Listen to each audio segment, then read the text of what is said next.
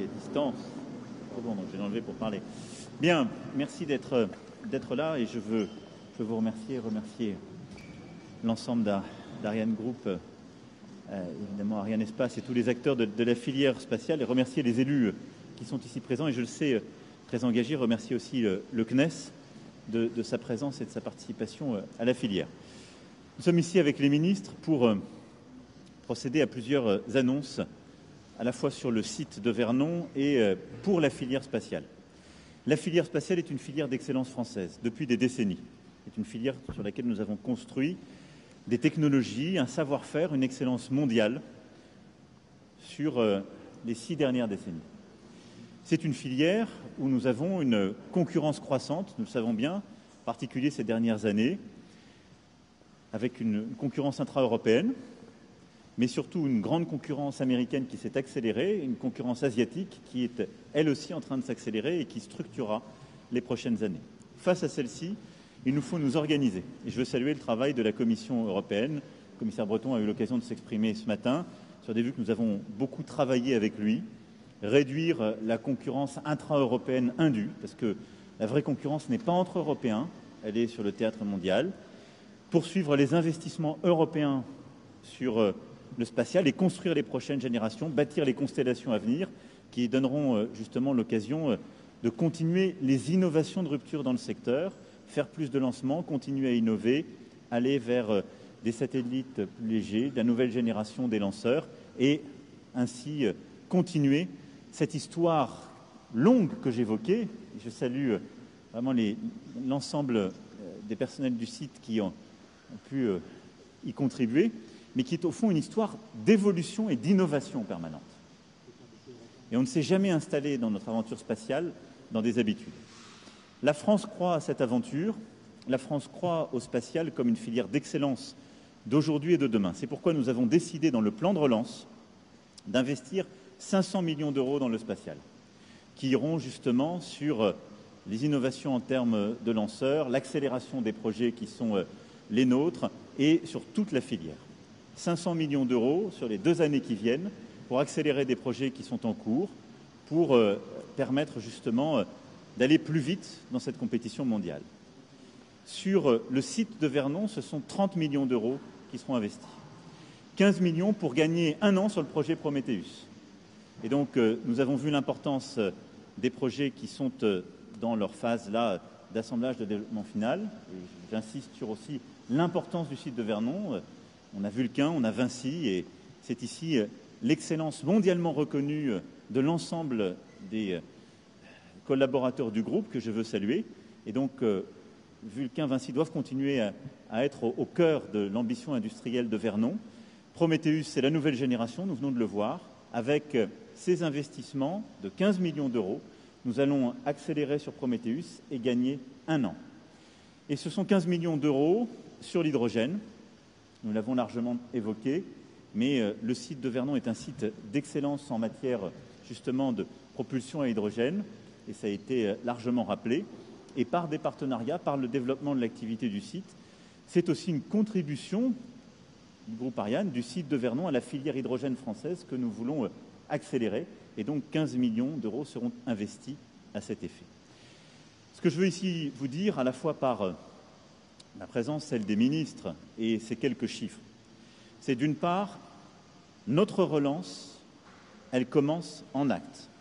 Nous avons une crise sanitaire qui continue à être gérée, c'est une nécessité. Nous avons les conséquences économiques et sociales de court terme de cette crise qui doivent faire l'objet de réponses, là aussi de court terme. Mais nous devons absolument préparer le rebond et la relance dès maintenant. La France de 2030 se prépare aujourd'hui.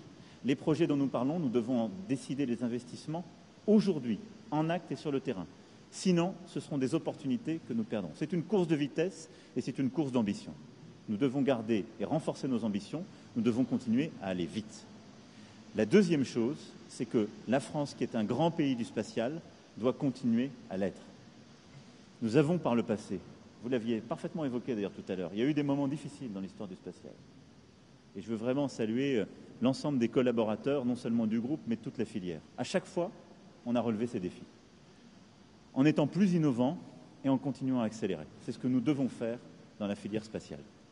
Quand il y a plus de concurrence, on doit encore mieux s'organiser, aller plus vite que les concurrents, innover encore davantage.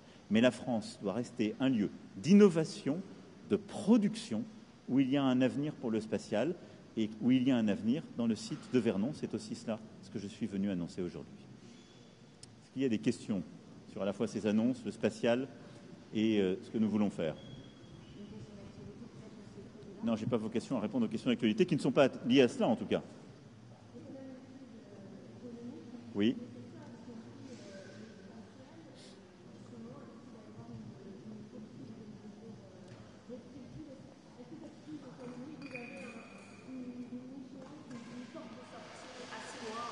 Je vous l'ai dit, et je l'ai dit d'ailleurs dès l'été dernier, si vous vous en souvenez bien. J'avais dit on aura des grandes difficultés économiques et sociales à la rentrée, ça continuera jusqu'à l'été 2021, parce qu'on le savait dès ce moment-là. Ce que l'ensemble du monde a eu à affronter avec ce qu'on a appelé la deuxième vague, évidemment, renforce ses conséquences économiques et sociales. Nous le savons bien, même si nous avons su collectivement nous organiser pour réduire les éléments de contrainte économique et avoir justement une organisation pour faire face au virus tout l'automne et l'hiver dernier qui était beaucoup moins contraignante qu'au printemps. Mais il est évident que tout ça pèse sur notre activité économique en France, en Europe et partout dans le monde. Donc nous aurons à ajuster les réponses. Maintenant, il y a la gestion de l'urgence sanitaire. Nous tenons plusieurs fois par semaine des réunions, prenons des décisions, elles sont importantes, à la fois en anticipation et en gestion, parce qu'on doit tous garder beaucoup d'humilité face à ce virus qui évolue comme évolue le vivant. Et donc éclairé par la science, mais avec des changements, vous le voyez, d'une semaine à l'autre. Ça a vocation à être justement clarifié chaque jeudi, comme nous l'avons décidé, avec beaucoup de pragmatisme et de clarté. Ensuite, il y a les réponses économiques et sociales de court terme, où il nous faut indemniser, accompagner les acteurs économiques et l'ensemble des travailleurs de notre pays qui sont les victimes parfois confrontés aux conséquences directes de cette crise. Mais ce que nous avons décidé, nous Français, mais je dirais plus largement, nous Européens, dès le printemps dernier, c'est que nous avons à vivre cette crise. Nous savions qu'elle allait être longue.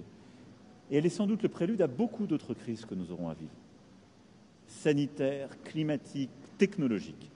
Et qu'on ne peut pas totalement s'arrêter face à une crise et ne pas prévoir l'avenir. Et donc nous devons bâtir un modèle qui est beaucoup plus résilient aux crises et donc beaucoup plus souverain, où on décide d'être moins dépendant, d'être évidemment en économie ouverte, de coopérer avec l'ensemble de nos alliés, mais des pays du monde entier, mais d'être beaucoup moins dépendant dans nos productions stratégiques, c'est d'accélérer sur la production environnementale et digitale, parce que c'est ce qui nous permet de projeter notre pays et notre continent dans cette après-crise. Et ça, nous ne pouvons pas l'arrêter ou le rendre contingent à la gestion de la crise. C'est pour ça que je suis là aujourd'hui. Je gère la crise chaque jour, le matin, le midi, le soir. C'est mon obsession. Mais mon obsession, c'est que notre pays sorte de la crise et que le jour où nous aurons réussi à endiguer ce virus, nous soyons plus forts pour pouvoir relancer encore plus vigoureusement tous les moteurs de l'économie. Et ça n'attend pas. Et les choix que nous prenons aujourd'hui ont des impacts aujourd'hui, demain, après-demain. Le plan de relance, dizaines, des centaines de milliards, les chiffres ont été annoncés donc juste après l'été. Est-ce que ces chiffres ne sont pas déjà obsolètes quand on voit la crise qui dure et qui va se porter? Alors, il y a deux choses. Premièrement, ces chiffres, ils doivent devenir des réalités. Parce que vous avez raison de les rappeler. Je viens d'en citer. 500 millions d'euros pour le spatial, 30 millions d'euros pour le site de Vernon.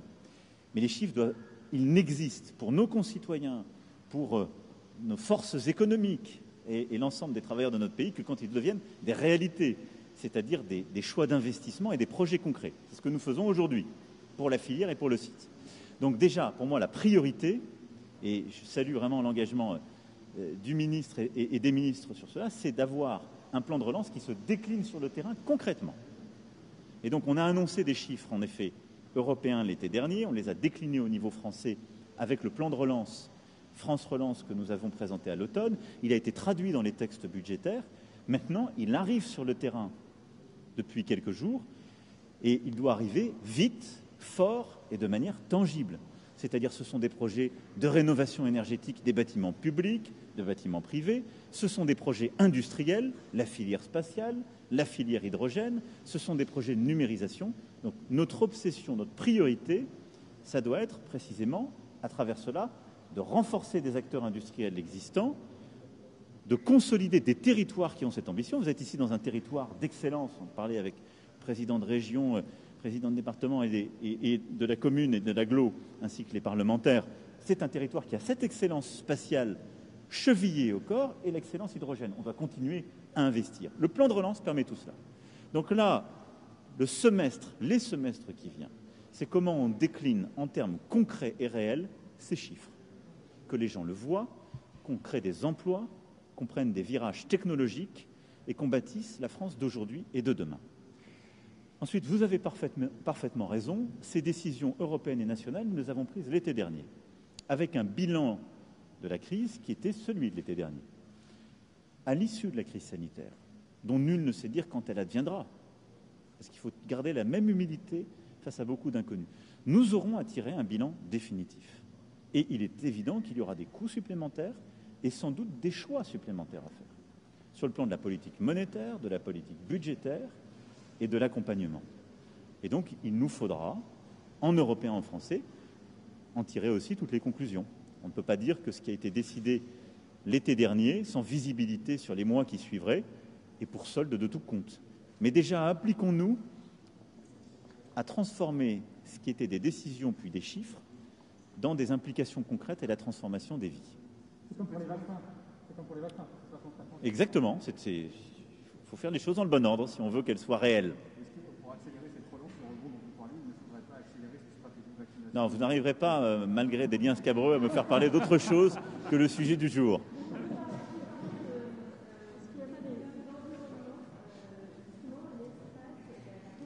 Oui. Non, pas du tout, c'est tout l'inverse. D'abord, ce qu'il faut voir, c'est que le spatial est un terrain d'innovation et d'expérimentation qui ensuite irrigue tout l'aéronautique. Parce que les puissances, le degré de compression, d'innovation qu'on met dans le spatial est un élément absolument clé pour ensuite irriguer les innovations de la filière. C'est pour ça que vous avez ici, et je salue leur présence, Safran et Airbus sont là, parce que la filière est présente et s'est mis ensemble avec Ariane Espace, ce groupe, avec la coopération du CNES, pour justement continuer à innover. Tout ce qu'on fait dans le spatial se retrouve quelques années après dans l'aéronautique, et ce sont des performances derrière qu'on a. Donc quand on arrive à réduire la taille des moteurs, à favoriser la propulsion par hydrogène, à aller sur des ruptures technologiques de ce genre, sur le spatial, c'est du temps qu'on gagne pour ensuite le décliner sur l'aéronautique. Et moi, je crois dans l'écologie du concret, du progrès. Par ces innovations, on va continuer à pouvoir se déplacer à travers le monde. C'est en quoi on croit. Je n'ai jamais cru dans une écologie où on ne se déplacerait plus. Mais ce qu'on a besoin de faire, c'est de faire la mutation de notre industrie aéronautique pour justement faire des avions de nouvelle génération, ou électriques ou hydrogène, réussir à réduire le poids de ces avions pour réduire les émissions et l'empreinte carbone et les émissions de CO2. Et donc, toutes les innovations que nous faisons dans le spatial sont bonnes pour l'écologie et l'environnement parce qu'elles permettent ensuite d'être transférées sur l'aéronautique. La deuxième chose, c'est que le spatial contribue à notre connaissance du climat et de la biodiversité. Lorsqu'on lance des satellites, lorsqu'on déploie justement notre activité dans le spatial, parce que c'est ça ce qu'on fait, évidemment c'est absolument clé pour améliorer nos systèmes de télécommunication, la connexion, nos innovations en matière de médias, nos innovations en matière industrielle, parce que sans le spatial, vous n'avez pas une véritable innovation aussi et une production additive qui permet de réduire votre empreinte carbone de la même manière, parce que vous avez besoin de vos satellites pour procéder à ces innovations, mais vous améliorez aussi votre connaissance. Le CNES et l'ensemble de la filière sont impliqués dans toutes nos coalitions pour mieux connaître les changements et le dérèglement climatique, pour mieux connaître les évolutions de biodiversité. Et la France, d'ailleurs, est moteur sur ces projets, le CNES étant à la tête de plusieurs de ces coalitions qui impliquent ses partenaires mondiaux pour améliorer la cartographie et la connaissance que nous avons de ces évolutions. Donc le spatial est au cœur de tous ces défis qui, comme vous l'avez vu lors du One Planet Summit d'hier pour la biodiversité, sont absolument essentiels et participent à notre lutte pour la biodiversité et contre le réchauffement climatique. J'ai une question pour décaisser ces milliards. Ça nécessite évidemment une administration très efficace. Oui. Parce parce qu'il y a beaucoup de fonds qui n'arrivent pas sur le terrain à cause de ces lourdeurs administratives. Alors question, est-ce que l'administration est la même pour les vaccins et pour l'économie? Est-ce que là-dessus, il y a en général une efficacité dans un endroit et pas dans l'autre? Non, d'abord, il faut être très clair. Je pense qu'il faut comparer ce qui est comparable. Vous ne pouvez pas comparer de l'innovation absolue qui arrive et qui est homologuée par nos autorités sanitaires depuis quelques jours, quelques semaines. Il faut quand même tous qu'on garde la raison.